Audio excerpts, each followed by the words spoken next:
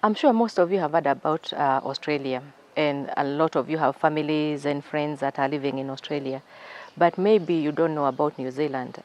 I would like to highlight a few things about New Zealand and also to make you aware of what happens in New Zealand if you don't know much about New Zealand. New Zealand has a population of 5 million, the whole of New Zealand. It has the North Island and the South Island. The South Island is very scenic, and there are lots of trees, lots of forests, and it's places that people normally go to visit. Tourists, there are lots of tourists that go to New Zealand. New Zealand and Australia, they have a relationship, a really good relationship, which means that if you study in New Zealand, your qualifications will be recognized in Australia as well. And if you study in Australia, your qualifications will be recognized in New Zealand. Same with skills. If you have skills, some certain skills, that you have qualifications, and your skills that have been assessed in New Zealand as to be equivalent to New Zealand qualifications, those are also recognized in Australia. So you find a lot of people, a lot of Australians, and this has been happening a lot, and it happens.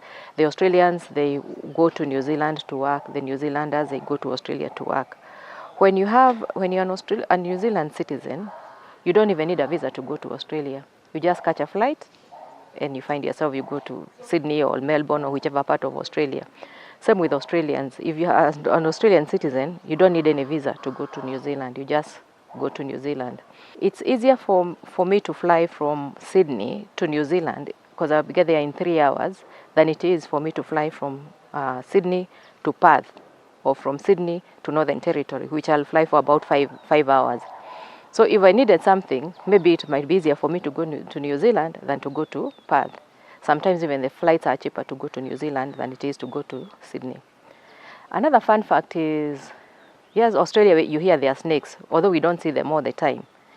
In New Zealand, there are no snakes at all.